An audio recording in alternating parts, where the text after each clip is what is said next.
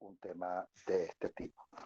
Pero, más allá de eso, en mi opinión, el debate que se tiene en torno al tema de la República en la opinión pública, a mí me parece que no se da de la manera adecuada. Por eso quise poner este título bastante provocativo, que es una manera de llamar la atención sobre ciertos equívocos, ciertas generalidades, ciertas imprecisiones en las que yo considero que incurre al tratar el tema de la República en este amplio espectro de la opinión pública.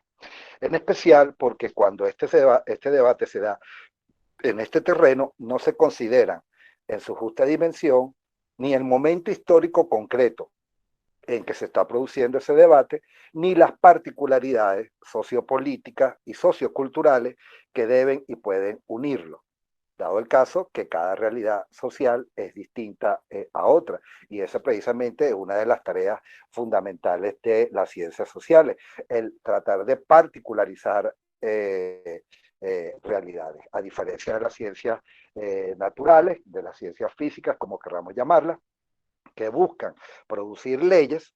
Fundamentalmente, en las ciencias sociales lo que se busca es particularizar realidades y generar modelos teóricos que puedan explicar esas realidades. Entonces, en ese terreno de la opinión pública, al no considerar el momento histórico en que se está produciendo ese debate, el momento histórico concreto y esas particularidades sociopolíticas y socioculturales, repito, se incurren en imprecisiones, se incurren en generalidades, se incurren en significativos equívocos. Voy a poner un ejemplo muy sencillito de estos equívocos que todos podemos entender porque nos afecta directamente, de estas generalidades automáticas que se dan al momento de dar el debate. Por ejemplo, decir que en la República gobiernan los civiles y no gobiernan los militares. Y ya, entonces una república es aquel sistema donde no van a gobernar los militares, sino que van a gobernar los civiles. Y cuando se dice eso, por ejemplo, en el caso de la sociedad venezolana, es obvio que eso responde a un deseo de cambio que es manifiesto en buena parte de nuestra sociedad. Y es que la necesidad de disminuir la preeminencia militar en la conducción de los asuntos del Estado y del gobierno nacional. Es decir, lo que yo he llamado, disminuir lo que yo he llamado el Estado cuartel implantado en Venezuela. Entonces, ahí pudiera como que acabarse la discusión. Vamos a conformar un sistema donde gobiernen los civiles y no gobiernen los militares. Pero ¿qué ocurre entonces, verbigracia, cuando la institucionalización u organización de la República se le debe a factores militares?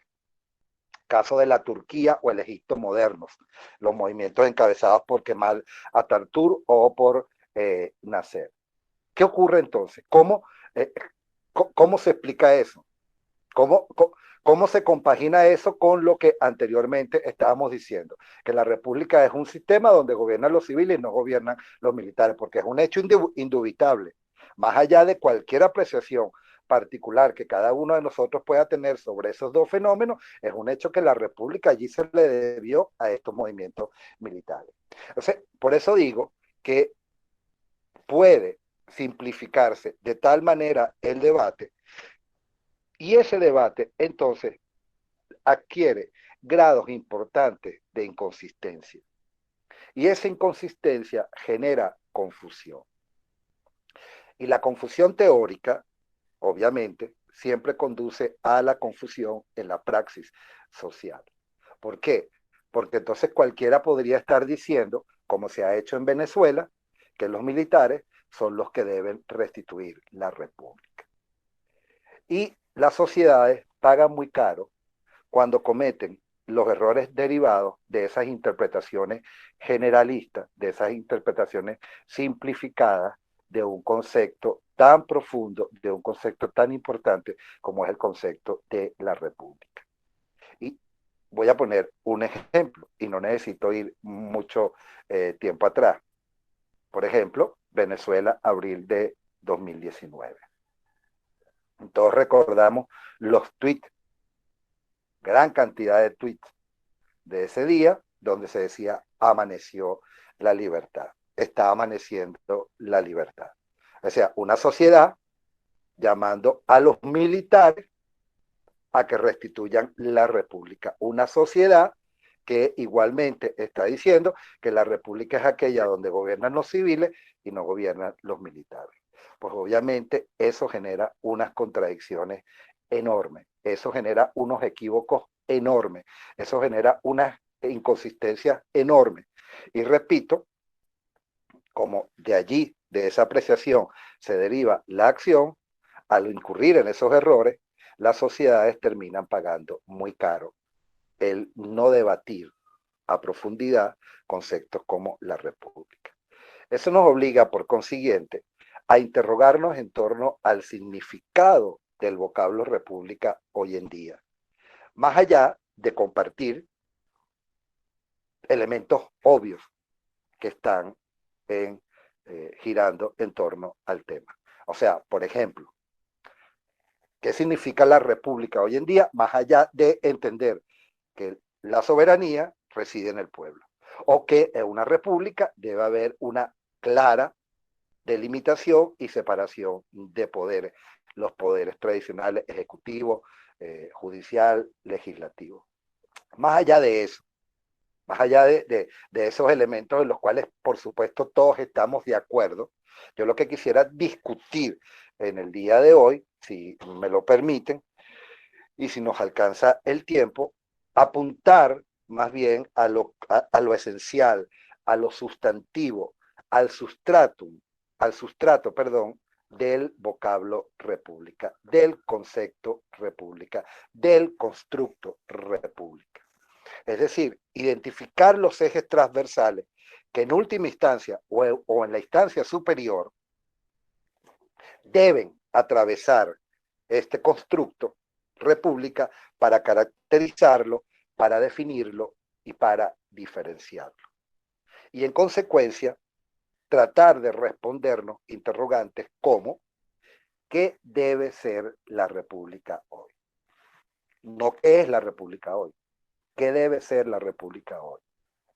¿Cuáles pueden y o deben ser los alcances de la república hoy? Y tres, ¿cómo proporcionarle operatividad a la república hoy? Yo creo que al tratar de responder esas interrogantes es que debería dirigirse el debate en torno a la república en los tiempos que corren. Por supuesto, al presentar estos ejes transversales, dejo claro que son los ejes transversales que yo considero, definen, caracterizan, diferencian a la república hoy en día y son ejes transversales que obviamente he venido desarrollando a través de mis escritos y que obviamente son los que presento en mis clases de pregrado, de posgrado. Entonces, quisiera pasar a discutir esos ejes transversales. El primer eje transversal que debe atravesar la república para que sea realmente lo que esperamos hoy en día, que sea la república, es el principio de juridicidad. El principio de juridicidad. ¿Qué quiere decir esto? Que todos los actos del poder constituido deben estar sometidos al mandato de la ley. Es decir, en una república debe tener plena vigencia el Estado de Derecho. Pero yo quiero ir un poco más allá. No el Estado de Derecho entendido como la administración y operación del Estado con base en el mandato de la ley. No. No me refiero a eso. Me refiero a una institucionalidad legal que hace posible que el ciudadano se defienda del Estado. porque en cualquier circunstancia, en todo momento, el Estado puede ir en contra del ciudadano. ¿Y por qué el Estado puede ir en contra del ciudadano? Porque más allá de la abstracción misma, que es el Estado, más allá de la entelequia misma, que es el Estado está conformado por seres humanos. Y los seres humanos no somos arcángeles. Los seres humanos no somos el arcángel Gabriel, el arcángel Miguel, el arcángel Rafael o el arcángel Uriel. Los seres humanos no somos perfectos. Los seres humanos no somos puros. Los seres humanos no somos impolutos. Los seres humanos tenemos equivocaciones y los seres humanos tenemos tendencia a el ejercicio de la autoridad en función de nuestras convicciones, de nuestra manera de entender el mundo. Y si nuestras convicciones no son, por ejemplo, plenamente democráticas, independientemente de que nosotros estemos operando como funcionarios en un Estado llamado a sí mismo democrático, nosotros podríamos terminar ejerciendo una manera de regir la sociedad no democrática. Es decir, podríamos incurrir en abuso de autoridad. Y ese abuso de autoridad iría en contra del ciudadano. Entonces el Estado de Derecho tiene que ser un armastote bien sólido, bien edificado, para que el ciudadano pueda efectivamente protegerse de la acción del Estado, para que el ciudadano pueda ir en contra del Estado cuando el Estado por una u otra razón, por una u otra acción desarrollada por los funcionarios en los cuales se encarna, viole los derechos, atente contra la dignidad del ser humano. Eso es importante tenerlo. Como es también importante tenerlo que el principio de juridicidad no se refiere única y exclusivamente a que los actos del gobierno, a que los actos del Estado estén sometidos a la legalidad. ¿Por qué? Porque los estados totalitarios se basan en su propia legalidad. El funcionariado de un estado totalitario cumple la ley establecida y la cumple a rajatabla. Es un hombre que opera con base en la legalidad, es decir, con base en la legalidad establecida.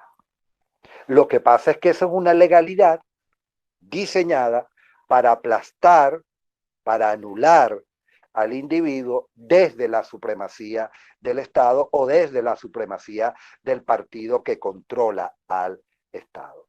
Es decir, en este principio de juridicidad no basta que se cumpla la ley. La ley tiene que ser republicana en esencia. La ley tiene que ser una ley que permita el desarrollo de la república en este sentido de que el hombre pueda desarrollarse. Es decir, una ley que proteja, una ley que enaltezca al individuo, una ley que proteja al individuo, una ley que enaltezca al individuo. Legalidad para defender al individuo, legalidad para enaltecer al individuo, y eso sería la legalidad republicana. Ahora, defenderlo en qué medida, enaltecerlo de qué forma. ¿Cómo defendemos al individuo? ¿Cómo enaltecemos al individuo? Y ahí paso al segundo eje transversal que debe tener la República hoy en día, que es el individualismo abstracto. Es decir, esa legalidad republicana debe estar diseñada para defender al individuo, para enaltecer al individuo. Pero ¿cómo lo va a defender? ¿Cómo lo va a enaltecer? Al reconocerlo más allá de las características aleatorias que lo acompañan. Es decir, esa legalidad debe ir al individualismo abstracto. Repito, reconocer al individuo más allá de las características aleatorias que acompañan al individuo. ¿Cuáles son estas características aleatorias? Bueno, las creencias religiosas, por ejemplo, que tenga el individuo, la preferencia sexual que tenga el individuo, la etnicidad el grupo étnico al que pertenezca el individuo, la condición socioeconómica que tenga el individuo, etcétera, etcétera. Más allá de esas características aleatorias que de una u otra manera nos diferencian a cada uno del otro, esa legalidad debe reconocer las dos grandes propiedades universales que definen al hombre, que le dan ese carácter universal, que nos dan ese carácter humano, que nos hacen una especie única e indivisible. ¿En qué somos una especie única e indivisible? En el ejercicio de la racionalidad y la libertad de escogencia. Libertad de escogencia que obviamente deriva del ejercicio de esa racionalidad. Son las dos grandes propiedades universales que nos definen como hombres. ¿Qué quiero decir con esto? Que cuando esa legalidad se entronca, ese principio de juridicidad se entronca con el principio del individuo, del individualismo abstracto, la República está obligada a respetar el derecho inalienable del individuo a escoger. No puede haber ningún argumento, no puede haber ningún planteamiento, no puede haber ningún proceder, no puede haber ningún razonamiento que implique negar el derecho inalienable del individuo a escoger. Eso, por supuesto, implica cosas en la práctica. Por ejemplo, dos que a mí me parecen fundamentales. En la República se gana con unos, pero se gobierna para todos. Yo puedo acceder al poder, o voy a acceder al poder, con el apoyo de un grupo de la sociedad. Obviamente nunca voy a acceder al poder con el apoyo unánime de la sociedad. Eso no existe. Pero independientemente que yo haya accedido al poder con ese apoyo de una porción de la sociedad, yo estoy obligado a gobernar para todos. La república no puede aceptar, la república no es república.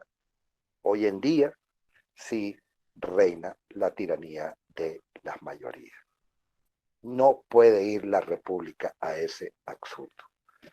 Y por supuesto, otra de las implicaciones que tiene el respetar ese derecho inalienable del individuo a escoger, en mi opinión, es el rechazo a entelequias altamente peligrosas, como la entelequia pueblo. En especial cuando ese concepto pueblo es definido para el gobernante. Porque eso nos lleva a la negación de la primera necesidad que hemos señalado, de ganar con uno, pero gobernar por otro. Cuando se manejan ese tipo de entelequias en la sociedad y cuando esa entelequia tipo pueblo es definida por quien controla el Estado o por quien controla el gobierno o por quien los controla a ambos en una determinada circunstancia, eso conlleva a que pueda ocurrir fenómenos parecidos al de la tiranía de las mayorías, donde precisamente ese individualismo abstracto, ese derecho inalienable del individuo a escoger, se anula, porque es el gobernante, es el quien controla el Estado, quien define lo que es bueno para el individuo. Y ya de por sí esto niega la posibilidad, el derecho del individuo a escoger lo que considere su propio bien.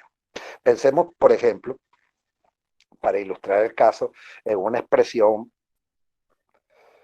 en una conclusión que yo definitivamente pienso que es fatídica, pienso que es espantosa, porque es la negación precisamente de ese individualismo abstracto.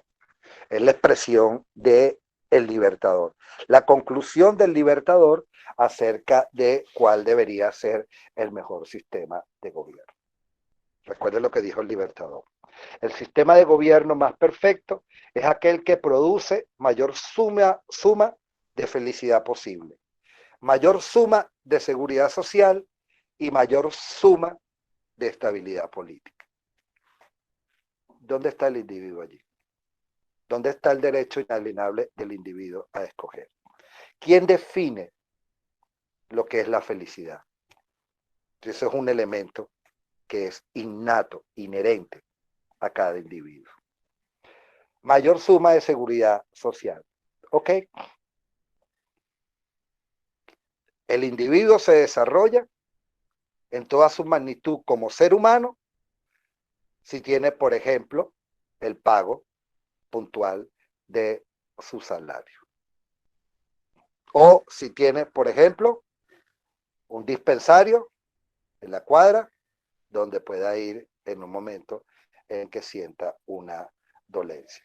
El individuo se desarrolla plenamente porque al cumplir una determinada edad, el Estado le va a otorgar una pensión. Bueno, nada más perverso que eso.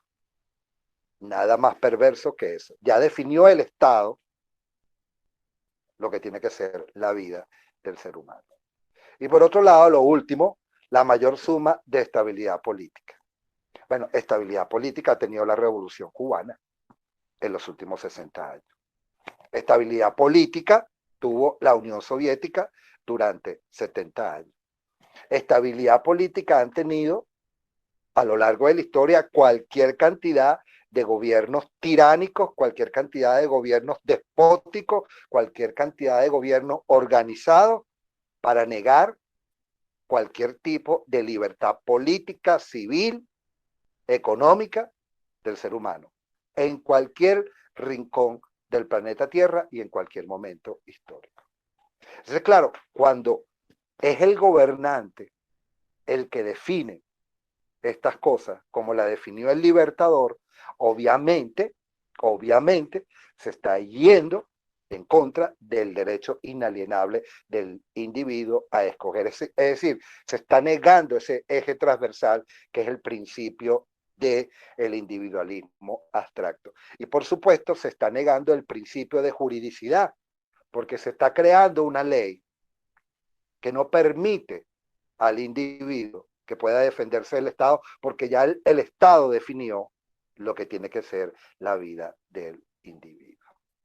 Y por supuesto, eso nos lleva, entonces, la unión de ese principio de juridicidad, la conexión de ese principio de juridicidad con el principio del individualismo abstracto, nos lleva al tercer eje transversal de lo que yo creo define hoy en día la República, que es el principio de neutralidad eudemónica.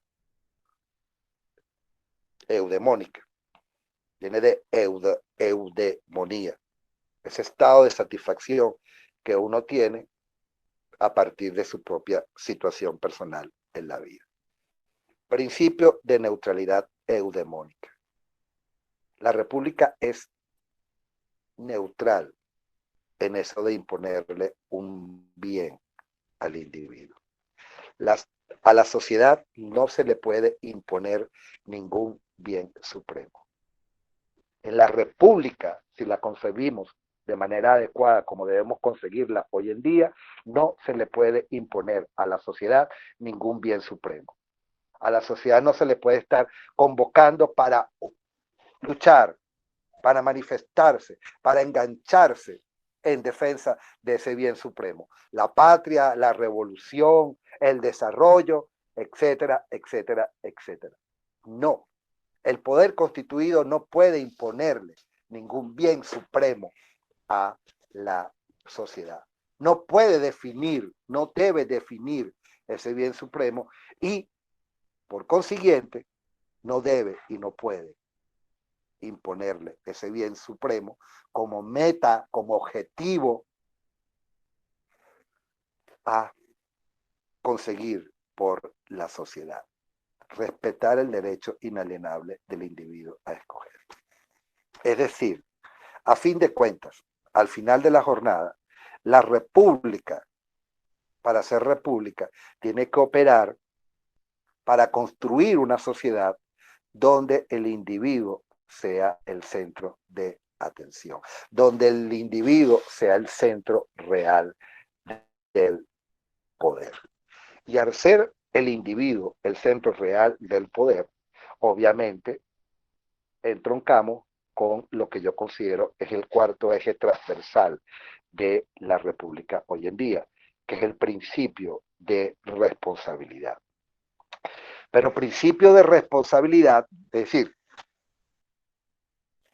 esa entelequia, esa abstracción que se manifiesta, esa entelequia que es el Estado, esa entelequia que es esa abstracción que podemos entender que es el Estado, bueno, se encarna en un funcionariado.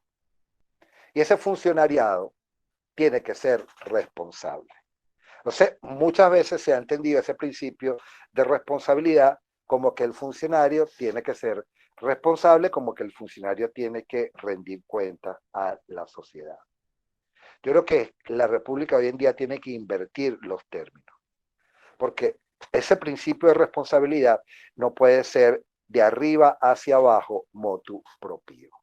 Es decir, no puede ser que el funcionario rinda cuentas a partir del deseo o la convicción que tenga para hacerlo. No, el principio de responsabilidad debe operar de abajo hacia arriba. Es decir, que haya una vigilancia constante, permanente del individuo sobre la actuación del funcionariado. Es decir, que haya una vigilancia permanente, constante, efectiva del individuo sobre la acción del Estado y sobre la acción del gobierno. Es decir, vigilancia que se exprese en mecanismos que sean realmente viables, mecanismos que sean ciertamente oportunos, que conduzcan a esa rendición de cuentas y que conduzcan a la canalización e institucionalización efectiva de las demandas que desde la sociedad, desde el colectivo, se le hagan al poder constituido. Es decir, que sea realmente efectivo el asunto, pero que no sea por la voluntad de el funcionariado, que no sea por las convicciones del funcionariado, sino que la propia acción de la sociedad desarrolle esos mecanismos, repito, viables, oportunos, seguros, que obliguen a esa rendición de cuentas y que permitan establecer los vínculos realmente efectivos para que las demandas colectivas, las demandas sociales sean realmente atendidas, sean realmente canalizadas y esos mecanismos se institucionalicen en la configuración propia de la República. ¿Cómo traducimos esto? No hay república sin ejercicio real y consciente de la ciudadanía. Por eso que en la república, como yo creo que debe concebirse hoy en día a partir de la operativización, la aplicación de esos ejes transversales, en la república hoy en día adquiere una importancia suprema, aquello que expresó el expresidente Kennedy en un determinado momento. Dijo Kennedy, y lo leo textualmente: los hombres que crean el poder hacen una contribución indispensable a la grandeza de la nación. Pero los hombres que cuestionan el poder hacen una contribución más que indispensable. Los hombres que crean el poder contribuyen de manera indispensable a que esa nación sea grande. Pero los hombres que cuestionan el poder, es decir, los ciudadanos, cuando esa ciudadanía se ejerce de manera activa, hacen una contribución que es muchísimo más que indispensable. Es decir, que es lo que termina definiendo a la República en última instancia. Claro, aquí podríamos hacernos una pregunta final. ¿Por qué lucubrar sobre estos elementos hoy en día? Más allá de que pueda ser una ociosidad de tipo académica, más allá de que pueda ser una sociedad de tipo intelectual, que no lo es, nunca lo es, porque la academia no es un divertimento y la academia no es un elemento ocioso. La academia es un elemento fundamental en la creación del conocimiento que le permita a la sociedad comprender su realidad para transformarla adecuadamente. Pero más allá de eso, podríamos preguntarnos, ¿por qué lucubrar sobre estos elementos hoy en día, sobre estos ejes transversales de la República hoy en día, sobre estos alcances que debe tener la República hoy en día en un contexto como el venezolano? Bueno, porque si no damos ese debate, si obviamos ese debate, podemos sufrir las consecuencias de no tomar en cuenta un peligro que en mi opinión está latente. ¿Cuál es el peligro que está latente? El pensar, por ejemplo, que con el cambio de gobierno, en caso de producirse un cambio de gobierno en Venezuela, se lograría el rescate de la República. Eso no es verdad. Eso no está garantizado con un cambio de gobierno. Y un cambio de gobierno, de manera alguna, es suficiente para ese rescate de la República. Es más, digo lo que pienso desde mi convicción. Más que rescatar la República, los venezolanos tenemos que construir la República. ¿Por qué? Porque en términos históricos, nosotros debemos tener la suficiente humildad para reconocer que esa es una tarea que todavía nosotros no hemos acabado. Para la sociedad venezolana, esa construcción de la República es una tarea todavía inacabada.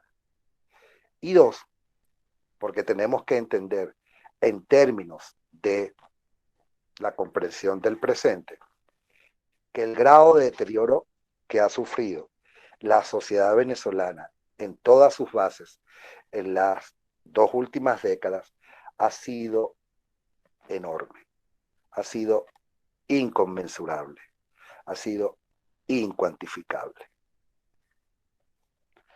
Algunos dicen que las sociedades no tocan fondo. A mí me cuesta muchísimo no pensar que la sociedad venezolana ha tocado fondo, porque buena parte de los pilares fundamentales de nuestra sociedad han sido derruidos de manera inclemente y de manera además programada en estas 2 últimas décadas. Por eso yo estoy convencido que el discurso tiene que girar en torno a que más que rescatar la República, nosotros lo que tenemos es que construir la República. Repito, por razones históricas y por razones que están dadas en el presente. Yo creo que nosotros estamos a tiempo para dar este debate. Que por supuesto, y por eso la escogencia del tema de la conferencia, creo que es un debate relevante, necesario, impostergable.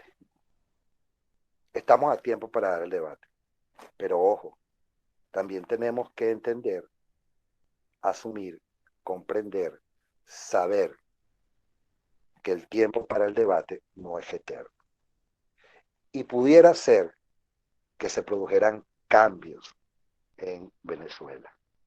Y si nosotros como sociedad esto no lo tenemos clarificado, nosotros podríamos estar creyendo que estamos avanzando cuando en realidad podríamos estar dando o un salto al vacío u otro retroceso histórico, quizás no tan grande como el que hemos dado en las últimas 2 décadas, pero sí significativo, lo cual se va a traducir en el estancamiento que va a vivir nuestra sociedad en las próximas